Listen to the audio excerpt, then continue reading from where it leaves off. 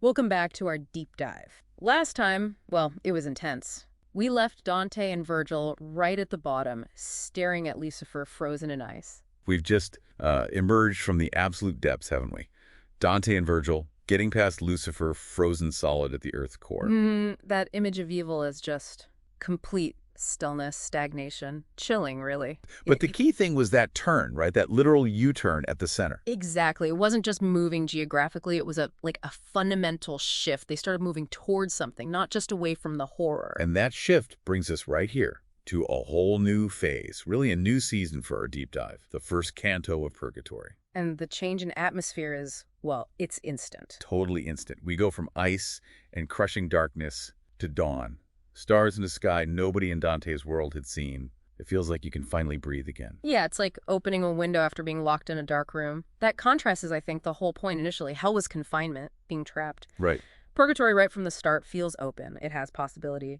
Dawn, the stars, the water, they all scream new beginning. It really makes you think about those moments in your own life, coming out of something difficult and seeing that first glimmer of something else. Hope, maybe. Absolutely. That potential for renewal, even after the absolute worst, it's a powerful message. And then, almost immediately, they meet Cato, the guardian. Which is unexpected, to say the least. Cato of Utica. Right. A Roman, a pagan, someone who died by suicide. Yeah. Based on the Inferno, you'd expect him elsewhere. Yeah. Definitely not guarding the path to heaven. Right. It forces you to look deeper.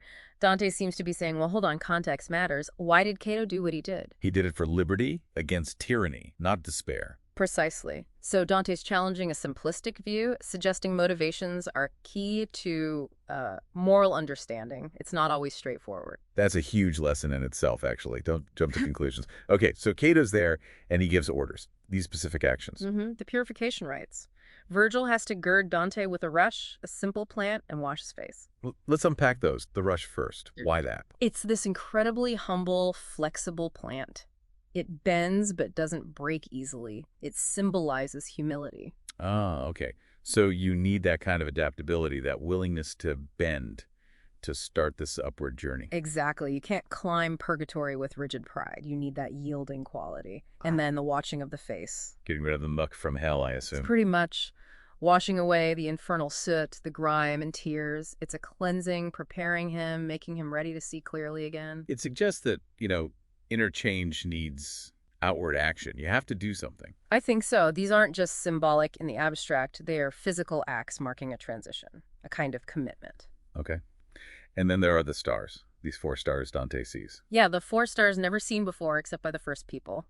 Likely the Southern Cross. It's amazing astronomy for the time, frankly. Wow. And symbolically, new stars, new perspective. That's the common reading. They often represent the 4 cardinal virtues: prudence, justice, fortitude, temperance. Virtues needed for the climb, perhaps newly visible now that he's out of the darkness. So the journey itself reveals new guiding lights, new strengths within you, maybe. It certainly suggests that possibility, seeing things you couldn't see before from a new vantage point. And through all this, Virgil is still there, still the guide. His role continues, which highlights another thing: the value of guidance, especially during big transitions. Right. You don't suddenly know everything just because you've escaped the worst. You still need wisdom, experience beside you. Seeking out and relying on that guidance is often crucial when you're stepping onto a new path. Okay, so just from this one opening canto, we've got, wow, new beginnings are possible. Judging others is complex. Interchange needs real action. Look for new perspectives or virtues. Embrace humility like that rush. And don't be afraid to lean on a guide.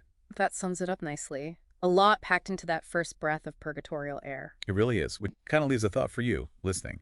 Think about a time you came out of your own inferno, a really hard period. What was that dawn like for you? So maybe the thought to leave everyone with is reflecting on your own journey. What infernal soot might you still be carrying around from past struggles? And what simple rush of humility might you need to embrace to really start your own climb? Something to think about. Join us next time as we continue the ascent.